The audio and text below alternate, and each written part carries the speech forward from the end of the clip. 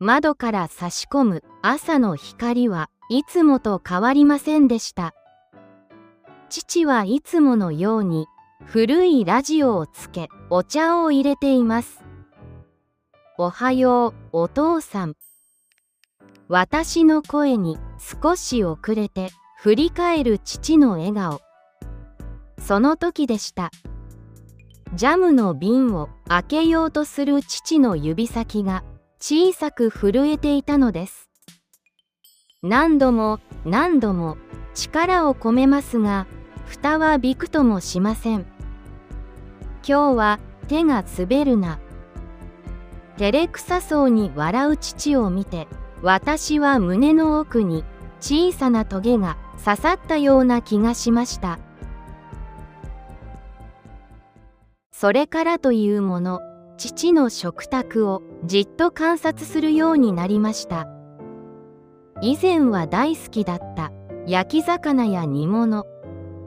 でも今の食卓には柔らかいおかゆと梅干し、漬物だけ。最近あまり食べないの？そう尋ねると、父は穏やかに答えました。もう脂っこいものは受け付けなくてね。軽く食べるのが一番落ち着くんだよ。確かに年を重ねれば食は細くなるものかもしれません。でも歩く速度が以前よりずっと遅くなり、背中が少しずつ丸まっていくような、そんな違和感が少しずつ私の中で大きくなっていきました。ある日の夕方、着替えを手伝おうとしたとき、父のズボンの裾から覗いた足を見て、私は息が止まりそうになりました。あんなに頑丈だった父のふくらはぎが、まるで枯れ枝のように細くなっていたのです。お父さん、足、こんなに細かったっけ？思わず声が震えました。父は自分の足を寂しそうに見つめて、年を取るってのはこういうことなんだろうな。力なく笑いました。一生懸命家族のために走り回ってくれたあのたくましい足が、今は自分の体を支えるのもやっとのように見えました。私は台所に逃げ込み、蛇口をひねりました。水の音に紛れてこぼれる涙を必死に隠しました。このままではいけない。私は必死に調べました。シニア、筋力低下、食欲不振、原因。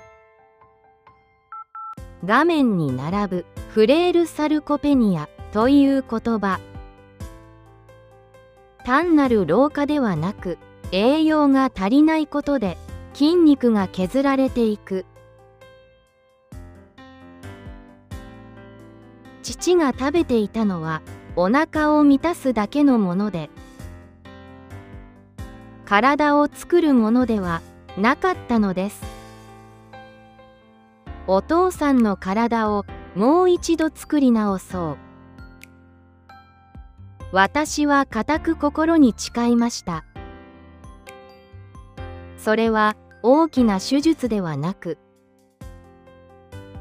日々の食卓から変えていくことでした。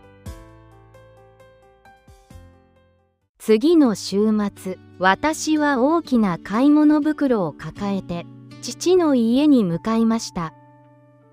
お父さん、今日は一緒に作ろう。まず朝の食卓に一つの習慣を加えました。おかゆだけだった器の隣につやつやした温泉卵をそっと置きます。卵は筋肉の材料になるんだよ。父は不思議そうにしながらも、おいしいなと食べてくれました。次に変えたのはお味噌汁です。豆腐をいつもの倍に入れ、すりごまをたっぷりと。お肉が苦手になった父のために、白身魚をふっくらと蒸して、少しずつタンパク質を食卓に忍び込ませました。お父さん、お水も飲もうね。